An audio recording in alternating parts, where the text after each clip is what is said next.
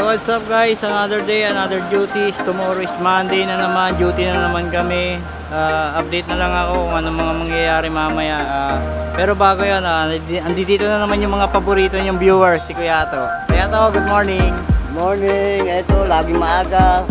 Alas 5 pa na naman daling araw, nandito na ako. Parang iwak. So yun, update na namin mamaya kung ano yung mga mangyayari. Tapos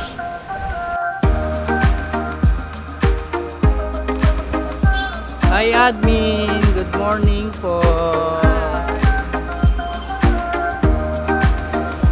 Yun guys, nandito kami sa Hello Patrol. Magkakanta cruising muna kami.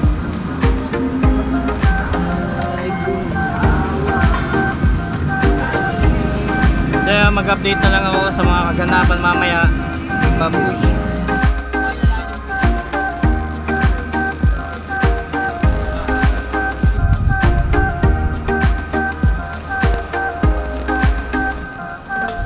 So yun guys, nandito kami sa Kaba ng Quirino.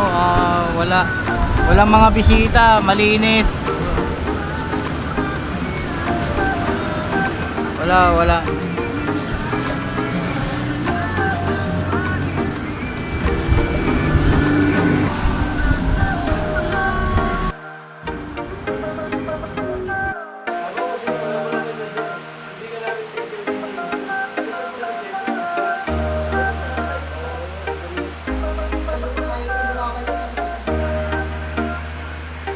Guys, magandang hapon.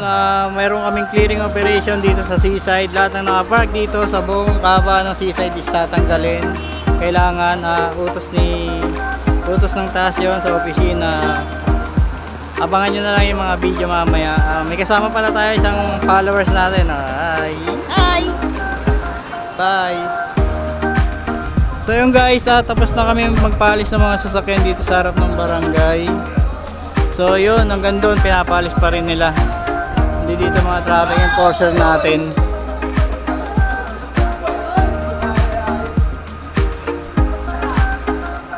Yun guys, magandang hapon. Monitor lang tayo.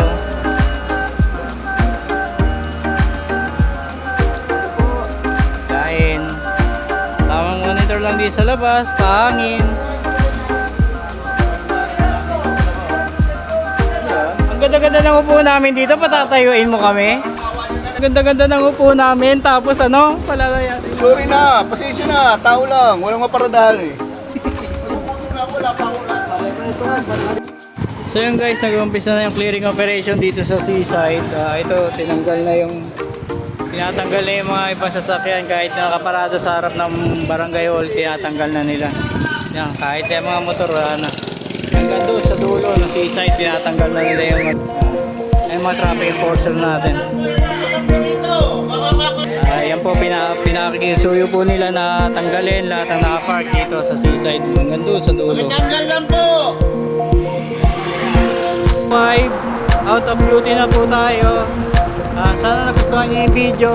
Simpleng duty lang, wala naman masyadong nangyari ngayong araw. Yes, babush.